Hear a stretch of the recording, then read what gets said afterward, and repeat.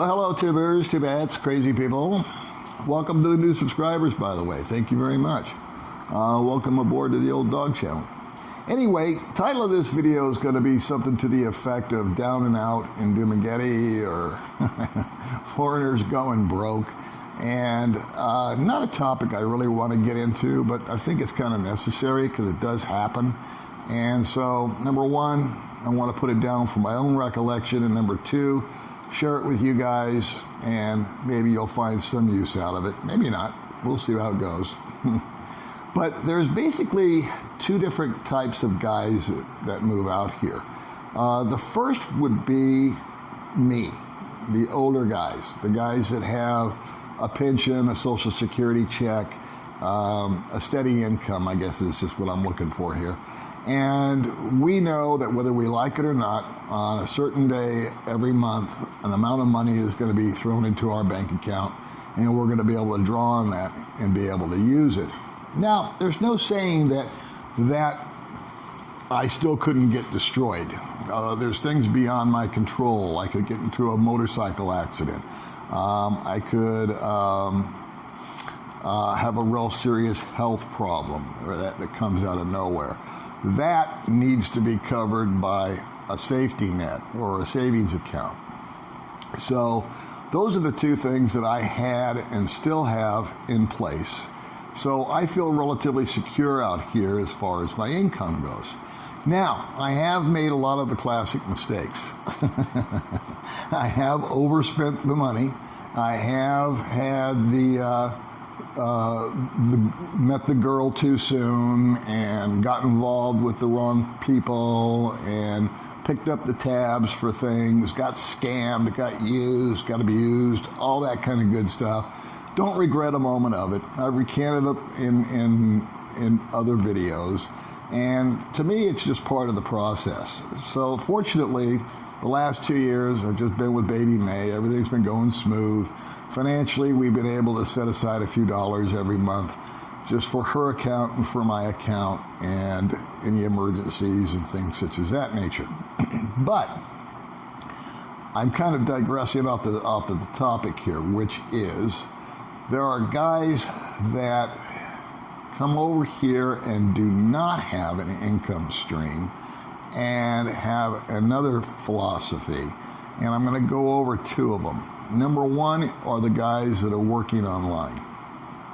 So the guys that I have known personally that have worked online have done one of two things. They've either taught English for a class for China, basically, and those jobs pay anywhere from $5 an hour, my understanding. I don't do it, but from my conversations that I've had, to up to $25, $30 an hour, depending upon your level of expertise. Number one, English would need to be your native tongue. So an American has a leg up actually over someone, say, from Australia or Britain, just because of the accent. That's not from me, that's from the guys working online and the information that they've provided to me about that. So they will do that, but most of those guys are supplementing their income. They do have some kind of pension or annuity or something coming in, and that money is generally used for extra money, if you will. The guys that I'm talking about are the 30-somethings, and these guys I've also known personally and observed. And they're not teaching English, they're in sales.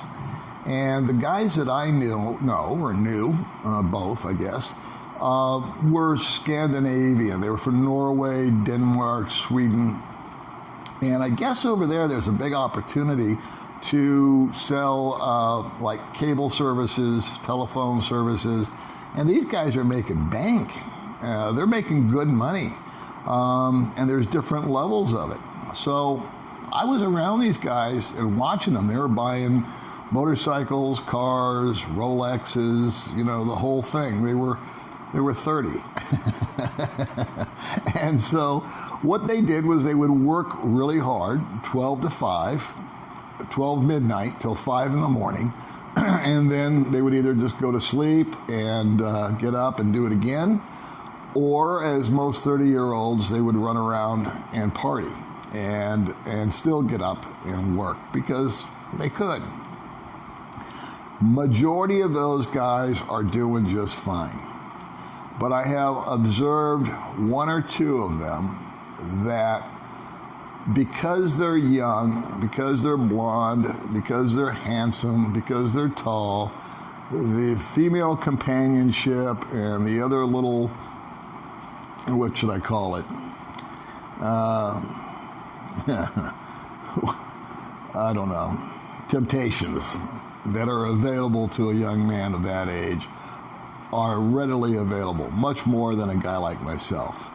And so sometimes the drinking and the chasing of the girls and all that becomes more fun than, is obviously more fun than work.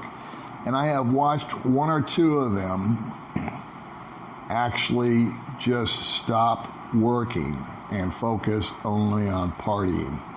And at the end of the day, they ended up back home. They ran out of money. Now, that's just something due to being young and irresponsible. And in full truth in lending here, I could find myself doing the exact same thing if I was over here at the age of 30 or 35. I know how I'm easily drawn into those kind of temptations. So, no disrespect. But the good news is, the guys that I know got home, they regrouped, they restored their money, they had a little come to Jesus meeting with themselves, and they're now back here and staying on the program. So there's that. The other group are guys that are near retirement and have had enough of having enough. They've saved up a sum of money and have decided to come out here with a lump sum. I know one individual that I had coffee with over a year ago, and he had been a subscriber, and when he got out here, he rang me up and said, hey, would you like to meet up? I've watched your channel. I said, sure. So him and I chit-chatted a little bit, and he told me his plan was that he had enough money to live on for, I think it was 3 or 4 years, and then he would turn 62, and at 62 he would start to collect his Social Security, and he was also going to teach online to supplement his savings account that he had brought over with him. And I said, well, that just sounds great. I'm not here to tell anybody how to run their life. But he emphasized to me, without me asking, that A, he told me that when he did work, he made a lot of money. He was in the financial industry, if you will. What that means, I'm not sure. And because it was vague. And that when he came here, he says, I've got a lot of money. I mean, a lot. Great. Good on you. I was happy for the guy. So, turns out that the person that I had that conversation with, I haven't seen since. But I know what has happened. And so, him and a couple of other guys, I'm going to kind of mix the story up so no one can pinpoint who I'm talking about. But the bottom line is, number one, that big amount of money was not enough to live on for the 3 or the 4 years.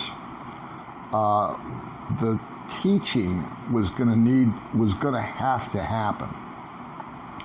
And what has happened is, I'm trying to be as diplomatic as possible here, is the temptations attacked, and the money that was being allocated each month got dipped into very deeply, very quickly. And so this much, I'm not going to say how much, instead of being this much after, say, a year, was now down to this much. And it was the typical story. Met the girl was a little less than honest, poured a bunch of time, energy, money, showing off, playing rich, spending like a drunken sailor, and now the nest egg that's good for 4 years is now maybe good for 2 years, and there's still 3.5 years to go. So what are we going to do? Well, we're going to teach online. Well, guess what? Went online and found out that, number one, his education level wasn't high enough to get a really high-paying job, but he could get a lower-paying job. Unbeknownst to this individual, you have to get what's known as a TEFL certificate for all teaching jobs, whether it's a $5 or a $50 an hour gig. TEFL simply means teaching English as a foreign language. It's I looked at it one time out of curiosity. It's a series of tests that you take over a period of time. There's a final examination, and then you pass the test, and then you get what's called a TEFL certificate. After you get your TEFL certificate, one must apply now to these various agencies, if you will, where you would be able to teach English. They don't just hire you on the spot right now, right here, just because you've got a TEFL certificate.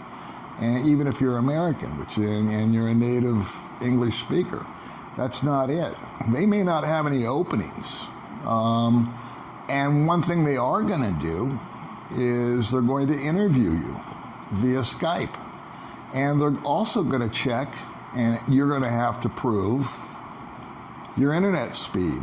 You're going to have to show them what your upload, download numbers are, because they want to make sure, they know you're in the Philippines where the internet's funky, and they want to make sure that you can stay connected with your student, that you're not going to be, disconnected.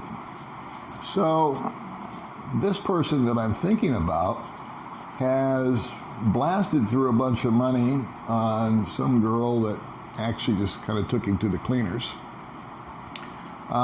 He had a medical episode that cost him some money, that dug in deeper into the well, and lo and behold, he failed the test.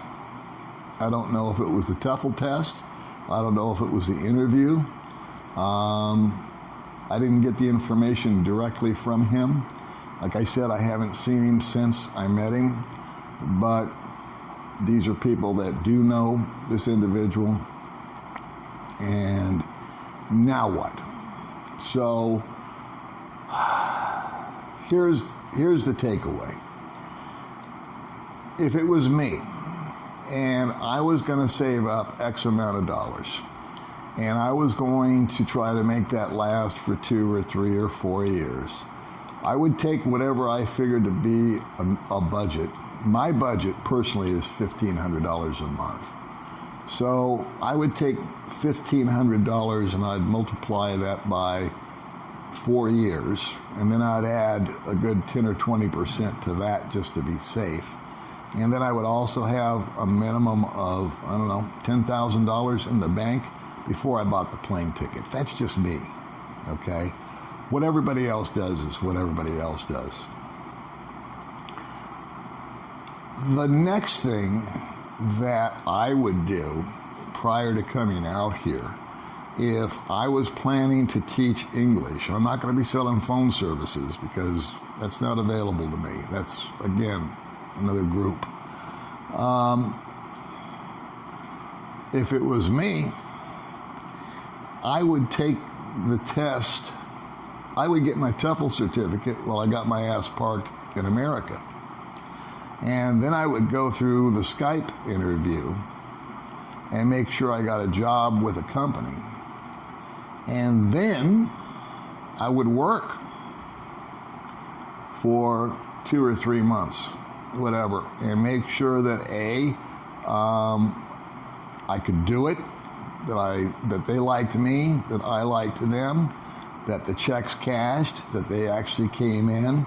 I might have 2 or 3 companies lined up. That's just me trying to plan. If I was to come over here with a finite amount of money and make it last, I would make sure that it was more than enough to last the time frame until I pulled the trigger. In other words, if Paul had come out here at the age of 58, that would have been my little formula.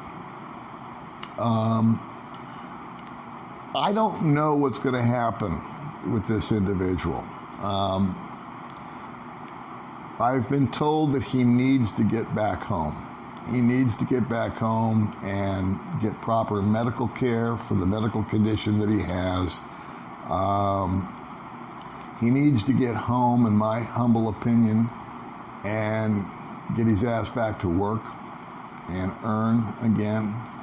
I don't know his complete situation. And the only reason that I share this with you is I'm not here to embarrass anybody or humiliate anybody or name anybody, but if there's anybody thinking that, oh, I'm going to go to a foreign country and I'm going to take $50,000 or $10,000, whatever your number is, and live on it and do all these things, think long and hard about that. I would.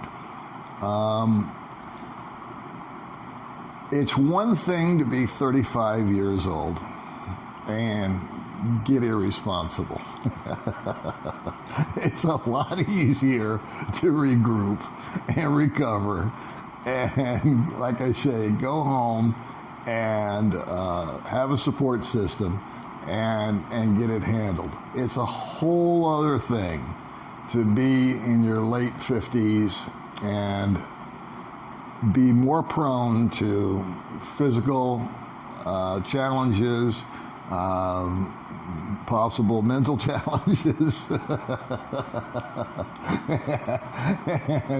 and especially if you're fragile at all, or ultra lonely, or if you have a predisposition for depression or any other kind of sort of personality defects, I guess.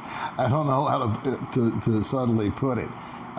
It would take some self-analyzation, So anyway, that's my story. I'm sticking to it. I hope you guys are doing good. This month, May and I, speaking of money, are going to try to live on $1,000. And I'm going to do an actual video about that and how it came to be and why we're trying to do that and if we are successful or not. Oh, and one quick commercial. Baby May's Cooking and Adventure, Baby May being my girlfriend, we have changed the name to Today with Baby May. And I'll put a link to that in the description so you guys can like, share, and subscribe to her totally awesome channel. All right, kids, thanks for watching. I'll see you next time.